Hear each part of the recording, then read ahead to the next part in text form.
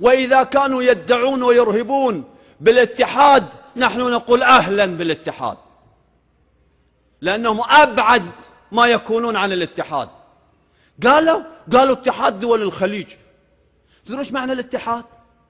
الاتحاد كل يقصدوا أحد أمرين: إما اتحاد كونفدرالي كما يعبرون في السياسة، واتحاد فدرالي. فدرالي يعني مثل أمريكا، دولة واحدة، رئيس واحد، وزير خارجية واحد وما شابه، ومثل الإمارات بشكل أخف. اتحاد كونفدرالي مثل أوروبا، يعني ما حد له شغل بحد، اسم. هؤلاء أعجز من أن يقيموا اتحاد كونفدرالي فضلا عن اتحاد فدرالي. كونفدرالي مثل أوروبا عاجزون، لأن ما حد يقبل أن يتنازل ذرة عن كرسيه. اتحاد يتطلب من الحاكم أن يقدم تنازل عن بعض صلاحياته لتكون للمجموع. فهؤلاء متى يسوون اتحاد؟ هم عملة واحدة ما قادرين يسوون.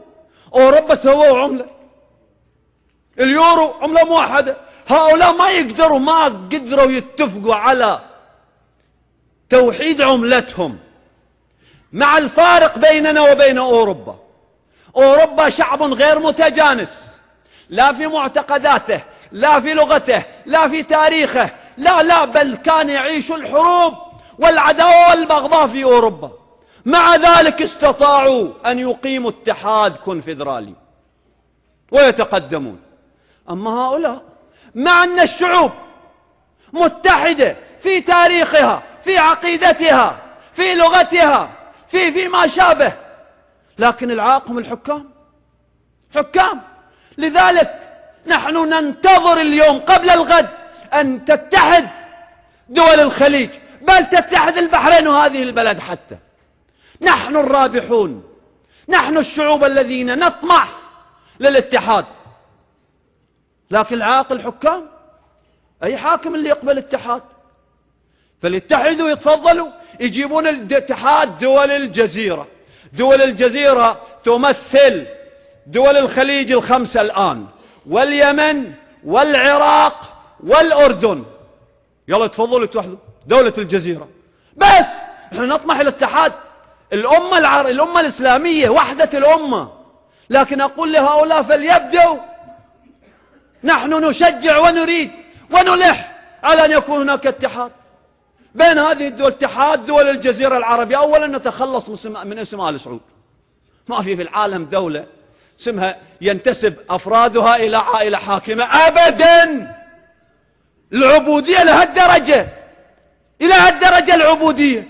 فالاتحاد حتى ولو شكلا، ما يصير اتحاد المملكة العربية السعودية، لأن أكيد آل خليفة ما يقبلوا، وآل ثاني ما يقبلوا، وآل صباح ما يقبلوا، والبقية هم ما يقبلوا. هذا بس بالاسم ما يقبلوا. فبالتالي أي اتحاد؟ يخوفون شعب البحرين. نقول لشعب البحرين لا تخافوا، طالبوا أنتم بالاتحاد. دخول الجيش السعودي يعجل بإسقاط آل سعود كما عجل بانهيار الاتحاد السوفيتي. قوة عسكرية لا شيء أمام قوة الإيمان والتقوى. لذلك بالنسبة للاتحاد، أهلا بالاتحاد، مرحبا باتحاد دول الخليج والجزيرة. نحن نطالب، نحن نتطلع، نحن الذين نريد بأن تتحد هذه الدول، ولكن لا في قبال دولة أخرى، لبناء قوة لمقدمة لاتحاد العالم الإسلامي، لمقارعة الأعداء في الخارج، لمقارعة الاستكبار الدولي، لاقتلاع الكيان الصهيوني. لو تتحد هذه الدول وتستقل عن التبعية للغرب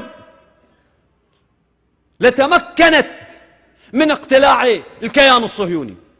لكن الحكام كراسيهم مربوطة بأن يداهنون ويخنعون للكيان الصهيوني. ولذلك تفضل خلي النظام السعودي يشتري قنابل ذرية، يشتري نووي خلال أسابيع حتى يريحنا من الكيان الصهيوني.